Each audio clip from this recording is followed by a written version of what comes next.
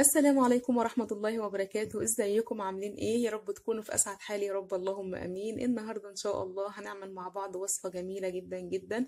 وصفة مناسبة جدا قوي للشتاء وللبرد الساقع الجامد اللي احنا فيه ده.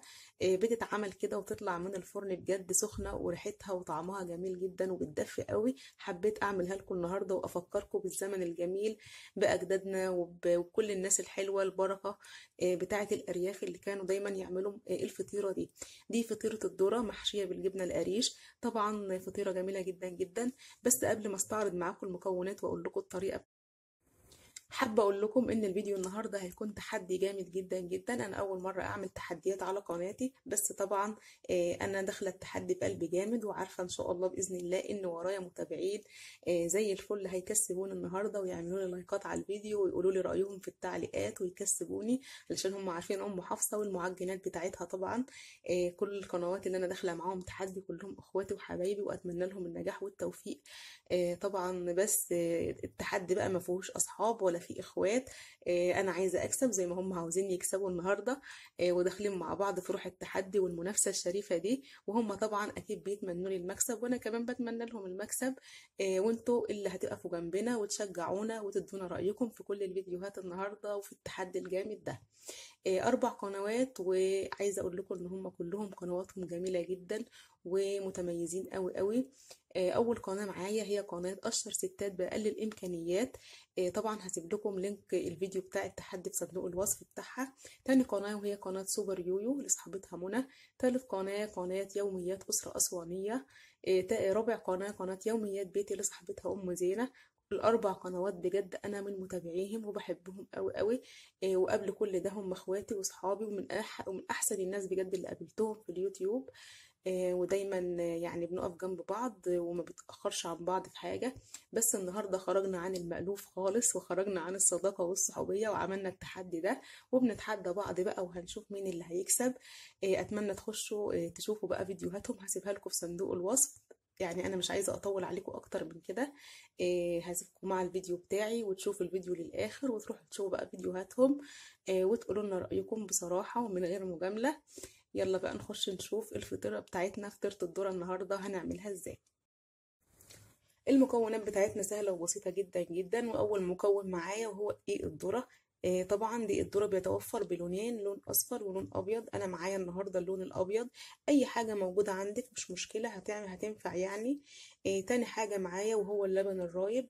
تقدري تستبدلي اللبن الرايب بلبن حليب أو بزبادي، بس أفضل شيء للوصفة النهاردة هو اللبن الرايب. معايا كمان معلقتين من القشطة كده عشان نحطهم على الوش من فوق. معايا كمان معلقة كبيرة من الزبدة. تقدري تستخدمي اي زبده، زبده فلاحي، زبده يوزلندي، زبده فرن، اللي يريحك برضو والموجود عندك. معايا كمان قطعتين كده من الجبنه القريش. الجبنه ديت كل ما تكتري فيها في الوصفه كل ما كانت الوصفه احسن، لاننا هنحشيها بيها. ومعايا طبعا الملح علشان هنستخدمه وقت العجن، وان شاء الله هتشوفوا هعمل ايه.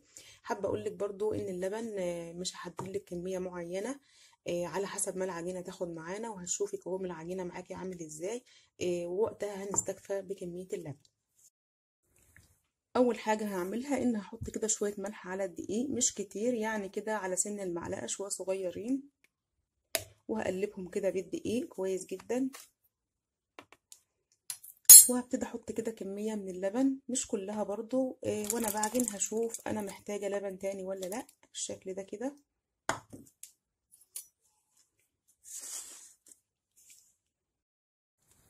وابتدي بقى اقلب العجينه كويس جدا جدا كده لحد ما اوصل للقوام اللي انا عاوزاه.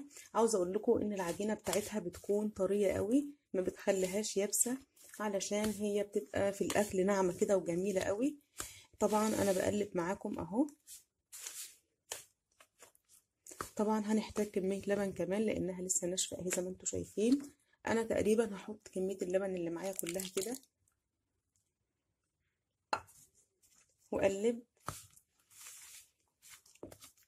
وعلى فكرة لو ما عندكيش بقى زي ما قلت لك اللبن الرايب، تقدري تستخدمي لبن حليب او زبادي، وكمان تكملي بالمية مفيش اي مشكلة. انا غالبا هحتاج كمان سائل معايا. هجيب كده شوية لبن رايبين كمان واحطهم علشان بصوا العجينة عاملة ازاي. لسه محتاجة لبن معايا اهو. هروح اجيب شوية لبن رايبين وجايه لكم تاني على طول. هحط كده كمان شوية اهو. ما تخافيش، كل ما تلين العجينة كل ما كانت نتيجتها افضل واحسن معاكي.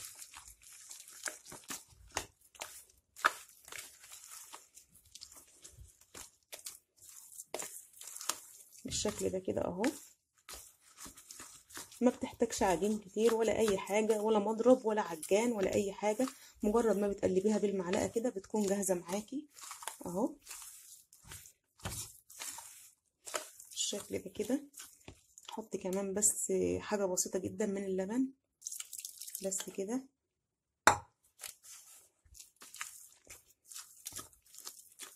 شايفين قوام العجينة عامل ازاي؟ قريب جدا جدا لعجينة الكيك بالشكل ده اهو. طرية جدا جدا. انا كده خلاص خلصت عجن العجينة اهو. الخطوة الجاية بقى هوريها لكم، هي سهلة جدا وما فيهاش تفاصيل كتير. بصوا قوام العجينة بالشكل ده كده، لينة جدا اهي. بصوا انا طبعا قلت لك مش هحدد لك مقدار معين من اللبن، انت بتحدديه بنفسك كده لما بتشوفي العجينه وصلت للمرحله دي. طبعا واضحه جدا جدا في الكاميرا اهي. هروح بقى اجيب الصينيه بتاعتي دلوقتي اللي هحط فيها الفطيره. بس الاول قبل ما اجيب الصينيه هنبتدي نجهز الحشوه بتاعتنا مع بعض. انا هنا جبت كميه الجبنه القريش كلها على معلقه الزبده اللي قلت لكم عليها وشويه ملح، وفضلت اقلب كويس جدا. دي تعتبر الحشوه بتاعتي اللي انا هحشي بيها الفطيره بالشكل ده اهو. هرستهم قوي كده مع بعض بالشكل اللي انتوا شايفينه ده كده، في حاجه واسعه وكبيره. هبتدي بقى دلوقتي اروح اجيب الصينيه مدهونه بالسمنه او بالزيت او بالزبده اللي يريحكم. كل ده وعلى حسب اللي يريحكم. في ناس ما بتحبش الزيت تحط زبده، في ناس مش عاوزه تحط زبده تحط سمنه، اي حاجه متاحه عندكم. هجيب الصينيه دلوقتي وهحطها زي ما قلت لكم كده. هحط لها انا عن نفسي هحط لها سمنه، وهنيجي نشوف الخطوه الجايه هتكون ايه. حضرت كده الصينيه وبطنتها بالزبده، وهبتدي بقى انزل نص كميه العجينه بتاعتي كده في الصينيه بالشكل ده.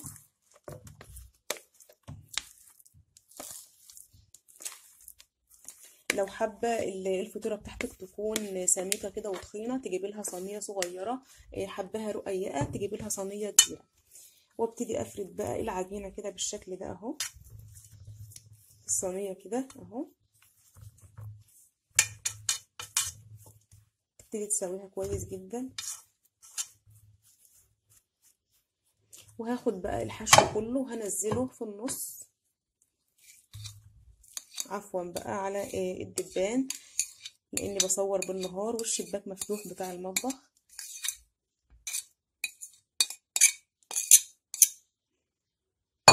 بالشكل ده كده. وهبتدي افرد كمية الجبنة بالشكل ده كده.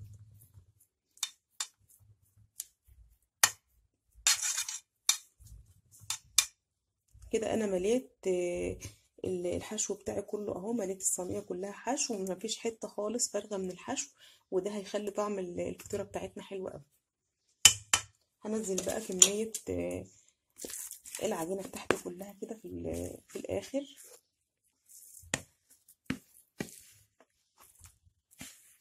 بالشكل ده كده. وهبتدي بقى اساوي تاني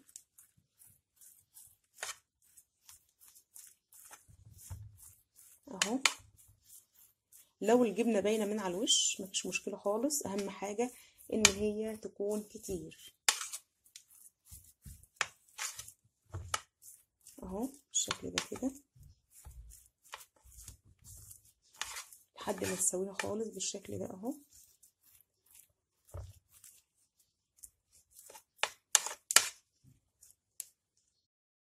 انا حطيت كده القشطه على الوش اهو. بدات دهنتها كلها من على الوش بالشكل ده، ووزعت القشطه كلها على وش الفطيره بتاعتي. دلوقتي بقى هدخلها في فرن على درجه حراره عاليه. هولع من فوق ومن تحت واحطها، ومجرد ما تحمر بقى من فوق ومن تحت. هي ما بتاخدش وقت في السوا خالص. اول ما تستوي هطلعها على طول وهوريها لكم ان شاء الله. ادي فطيره الذره بتاعتي بعد ما طلعت من الفرن كده زي ما انتم شايفين، خدت تلت ساعه في الفرن بالظبط على نار عاليه، وطلعت زي ما انتم شايفين كده مستويه جميله جدا ولونها ذهبي جميل. عايزه اقول لكم يعني اللي حابب يخلي سمكها رفيع ورقيقه عن كده يحطها في صينيه كبيره او في صاج، بس انا حابه السمك بتاعها كده فعملتها بالحجم ده، بتكون حلوه جدا وطريه قوي. يا رب تكون الفطيره عجبتكم ان شاء الله. اقطعها بقى بعد ما تبرد كده شويه، مش هسيبها تبرد قوي لانها لازم تتاكل سخنه كده عشان تدفينا في البرد الشديد ده. حبيت النهارده ارجع لكم الوصفات القديمه، وارجع لكم كده الزمن الجميل اللي كلنا نسيناه وراح مع الناس الكبار في السن واللي سابونا ومشوا وبجد خدوا البركه معاهم. دي وصفه فلاحي اصيله جدا جدا، حبيت افكركم بيها. عايزه اقول لكل متابعيني ما تنسوش تروحوا تشوفوا الاربع قنوات بتوع التحدي اللي انا عامله معاهم التحدي النهارده، وتقولوا لهم رايكم في فيديوهاتهم، وكمان تيجوا تقولوا لي رايكم في الفيديو بتاعي هنا. وكل الزوار الجدد اللي جايين من عند كل القنوات اللي انا عامله معاهم التحدي النهارده، شرفتوني ونورتوني. اتمنى لو عجبتكم القناه بتاعتي وعجبكم فيديو النهارده تسعدوني باشتراككم وتزودوا اسره قناه حياتنا في بيوتنا مع ام حفص. كنت هختم الفيديو بس بجد ما قدرتش اختمه قبل ما اقطع حته كده واوريها لكم. جميله جدا جدا تستحق التجربه حقيقي يعني اهي. وده الظهر بتاعها لونه جميل جدا وناعمه قوي وبتدوب في البق، وشايفين الجبنه اهي في قلبها بالزبده بتاعتها كده سايحه وبتدوب جامد قوي قوي في البق، وبجد طعمها روعه وبتتاكل كده سخنه قوي زي ما انتم شايفين اهو. اتمنى بقى يكون فيديو النهارده عجبكم وتكون الحلقه كده سهله وخفيفه عليكم. اشوفكم بقى في فيديو جديد، والسلام عليكم ورحمه الله وبركاته.